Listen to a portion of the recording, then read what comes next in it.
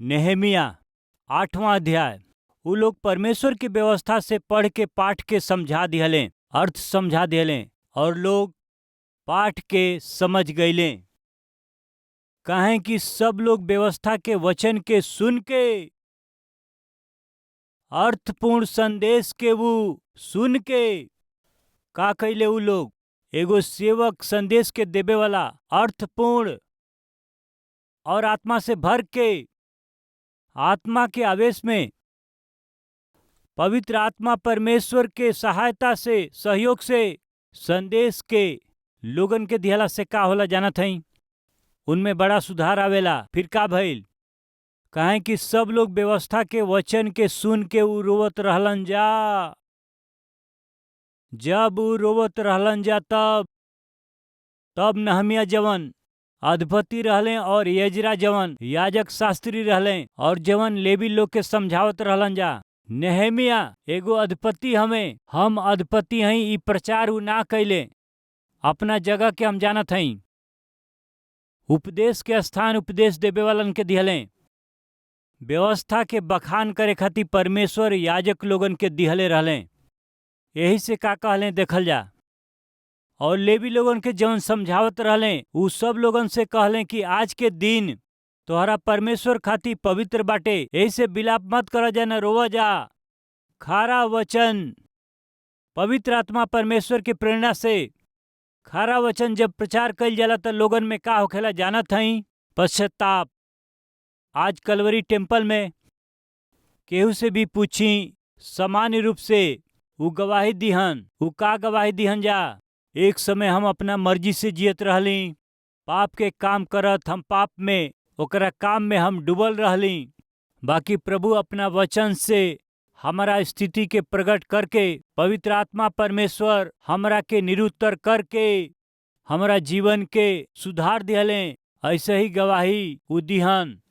ऐसन गवाही के सुने वाला कितना लोग बा हाथ दिखावे। ऐसन गवाही सुनले बानन जा। Yes yes. नेहेमिया के समझ में आ गई परमेश्वर के वचन ही ई लोगन के निर्माण करी। ये वचन के जरिए ही ये लोगन के जीवन बनावे के बा।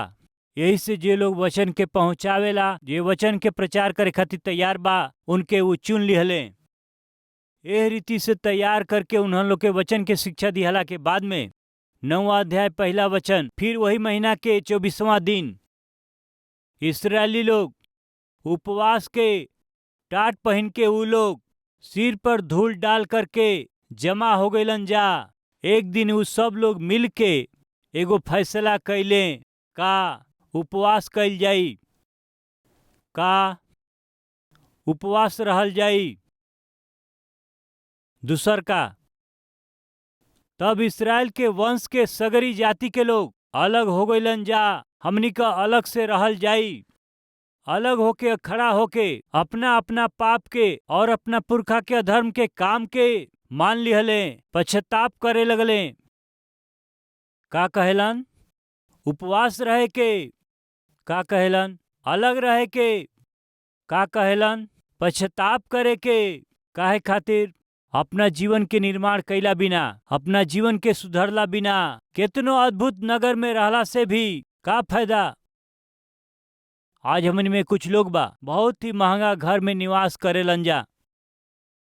3 bedroom 4 bedroom 50 lakh 70 lakh 1 crore 2 crore live में टीवी में ये वचन के सुने वाला में अद्भुत घर के रुआ बनवले बानी। बाकी वो घर में शांति नहीं खे, वो घर में मेल नहीं खे, वो घर में प्यार नहीं खे, वो घर में आनंद नहीं खे, वो घर में परमेश्वर की उपस्थिति नहीं खे। का लाभ होई बताई?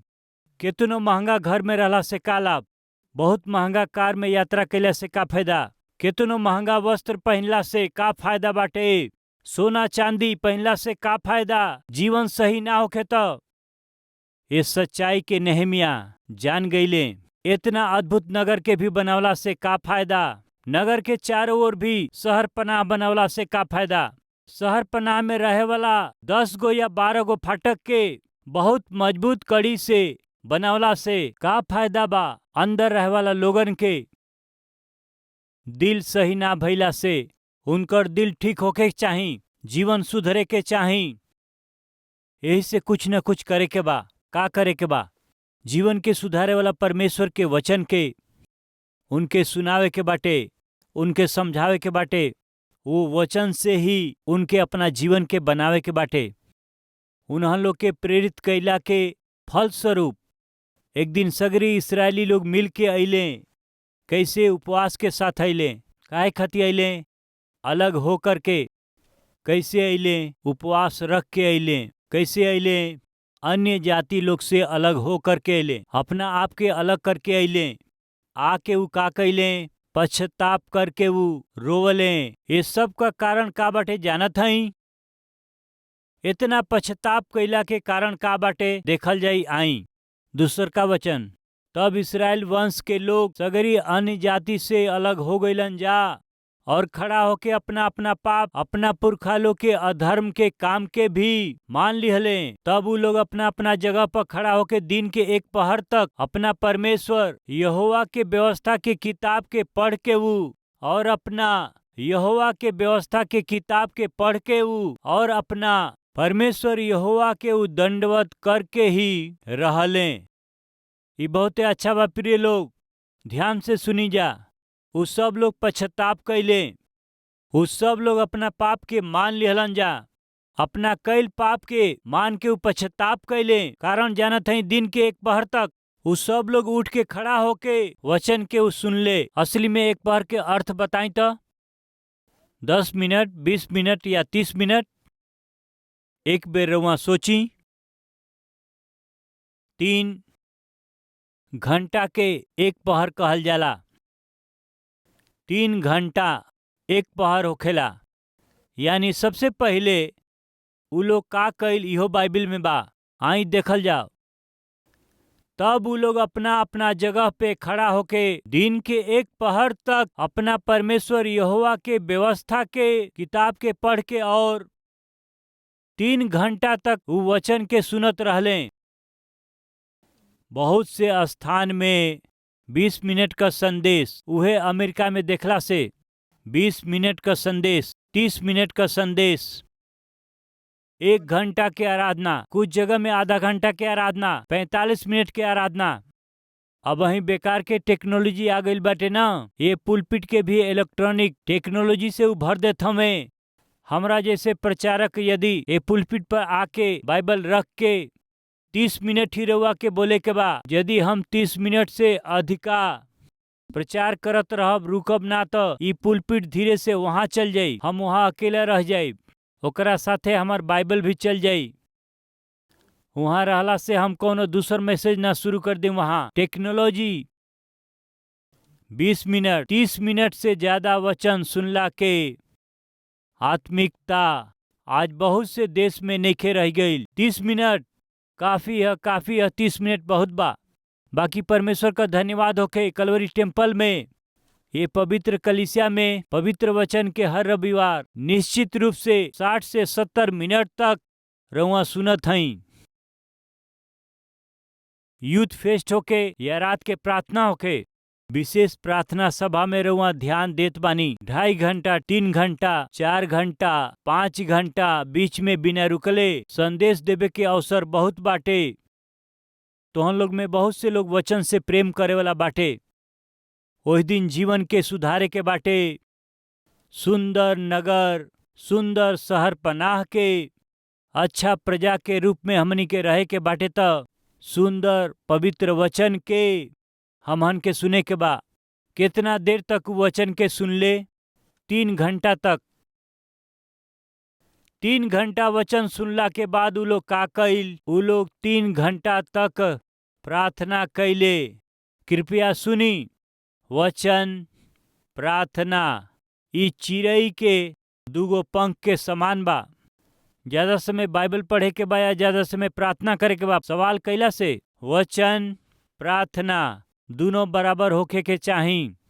एगो चिड़िया के ऊंचा स्थान में उड़े के बाटे तब दोनों पांख मजबूत होके के चाही। ई दोनों पांख उनकर मजबूत रही तो ऊ उड़ला से शिकारी के पहुंच से बाहर ऊंचा स्थान में ऊ उड़ करके ऊ आगे बढ़ेला। बाकी हमन में कुछ लोग बहुत देर प्रार्थना करके, थोड़ा देर प्रार्थना करके धन्यवाद हालेलुया आमीन, असली में बाइबल पढ़बे ना करेलन, बाइबल के छुएबे ना करेलन, बाइबल पढ़बे ना करेलन। कितना निचता बा। प्रिय भाई और बहन लोग, बाइबल बतावेले कि आदि में चंगाई रहल और उ चंगाई परमेश्वर के साथे रहल और उ चंगाई परमेश्वर रहे और उ चंगाई देह धारण करके ऐसन बाकार और बाइबल में ई नहीं खे। आदि में का हवे? वचन रहे, वचन परमेश्वर के साथे रहल और वचन परमेश्वर रहे और उहे वचन अनुग्रह और सच्चाई से हमनी के बीच में डेरा कैलस। उहे वचन प्रभु यीशु मसीह हमें, उ वचन ही, उहे वचन लोगन में बदलाव लेके आवेला। हम चंगाई के विरोध करे वाला प्रचारक ना हई, हम जेकर प्रचार करिला यहोवा चंगा करे वाला परमेश्वर हमें। यदि कोनो मूर्ख सतीश कुमार चंगाई पर विश्वास ना करेलन, कोनो मूर्ख सतीश कुमार जी पवित्र आत्मा पर ना विश्वास करेलन, यदि कोनो मूर्ख सतीश कुमार के ऊपर पवित्र आत्मा के अभिषेक नहीं के, यदि वो कहत हमें तो हम कहत हैं उनके बाइबल नहीं के मालूम, हम कहत हैं वो आदमी के परमेश्वर का सेवकाई के विधि का है नहीं के मालूम। पवित्र आत्मा के सहायता के बिना ये पवित्र शास्त्र के का हम व्याख्या कर सकिला का? पवित्र आत्मा हमारा में रह के वचन ना प्रचार कैला से इतना लोगन के जीवन सुधारल गईल संभव बाटे का कहल जाई? यही से यीशु मसीह कहले कि तुम लोग हमारा बात पे विश्वास नहीं खजा करत, कम से कम काम के देख के विश्वास कर जा। वह बात हम कहत हई, यदि हमारा वचन पर विश्वास नहीं खे तो कलवरी टेम्पल में परमेश्वर के कैल गेल काम के रउआ देख के विश्वास करी जा। कलवरी टेम्पल आवे वाला सदस्य रउआ पूछ के देखब तो एक गो गवाही बतैहन जा। हम 30 साल से शराबी रहली, पत्नी के बड़ा धोखा देवे वाला आदमी रहली, पति के धोखा देवे वाली औरत रहली, माता पिता के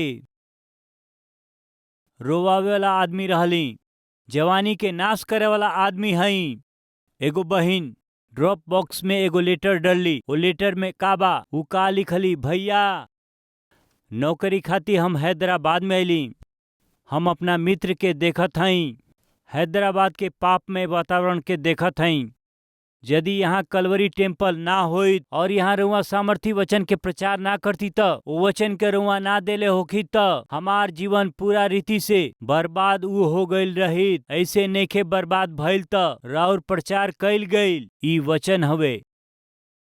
ऐसन गवाही ढेर सारा बाटे, अनगिनत बाटे। प्रिय भाई और बहन लोग, ओहि दिन लोगन के जीवन के सुधारे के बा, बदले के बा कह के नेहमिया का कैले जानत हई? विशेष रूप से सबके एक जगह इकट्ठा कैले। वो ऐसे इकट्ठा करके सबसे पहले का कैले? वचन के, ओकरा बाद में वो प्रार्थना। वचन का करेला कहला से हमनी के कमी के वो दिखावेला। वचन का ह कहला से हमनी के जीवन कितना भयानक बाटे हमनी के आंख के सामने वो प्रकट करेला। देखी बाइबल बतावेले वचन दर्पण के समान बाटे।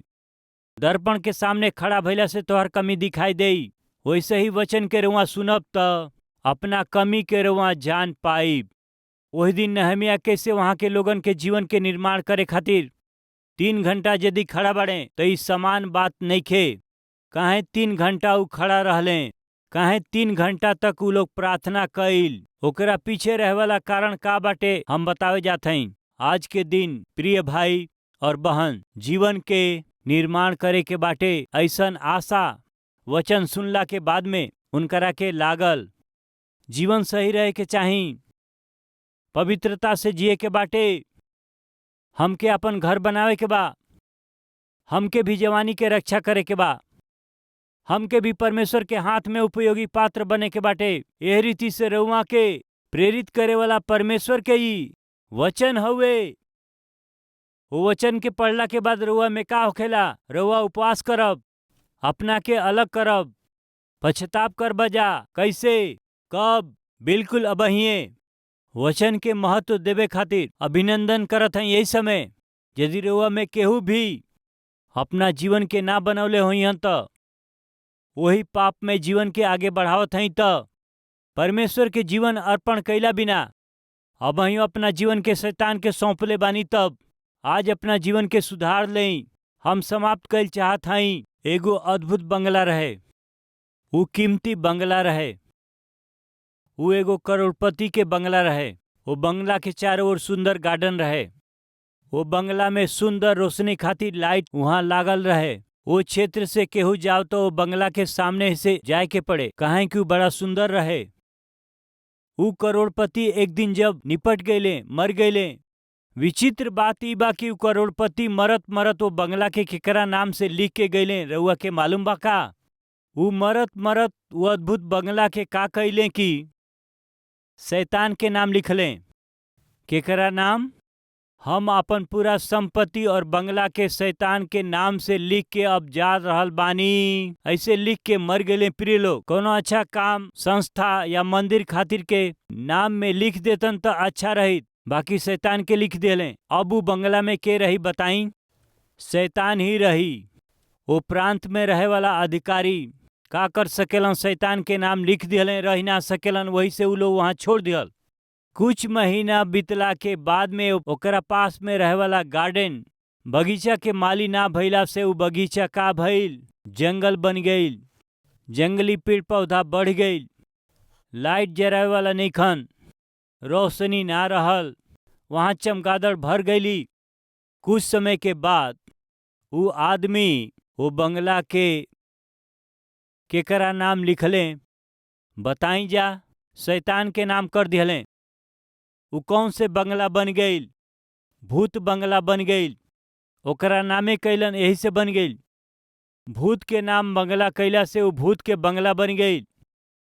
मेहरबानी से ध्यान दें, हमनी में केहू लोग अपना जीवन के शैतान के नाम से कर देले बाड़े। यही से उ रउरी जीवन के बर्बाद करके रख देले बाटे। रउआ जीवन बोली ना, बुरा बोली ना, आँख से रउआ बुरा देखिला, राउर बुरा जीवन के बितावत हई। ऐसे कब तक रउआ जियब? रउरी नाश होखे वाला जीवन के, उ तोहरा पापी जीवन के, पाप में जीवन के प्रभु यीशु मसीह के हाथ में रउआ पश्चाताप करके रउआ सौंप देव तो यही दिन रउरी जीवन के हमार प्रभु पवित्र करी हैं, पवित्र व्यक्ति के रूप में रउआ के बदल दी हैं। आज हमनी में केहू बा का? हम अपना जीवन के पाप के सौंप दिहली, पाप के लोगन के सौंप दिहली, शैतान के सौंप दिहली। वो हमारा जीवन के नाश करके रख दिल बड़े। बाकी आज हमरा के जान से प्यार करे वाला प्रभु जी हमरा के वचन देत हमें, हमरा जीवन के सुधार के, हमरा जीवन के पवित्र बनाए वाला, जीवन के फलवंत करे वाला यीशु जी के हम जीवन सौंपत बानी। कहतनी तो हमारा साथे मिल के प्रार्थना करब का?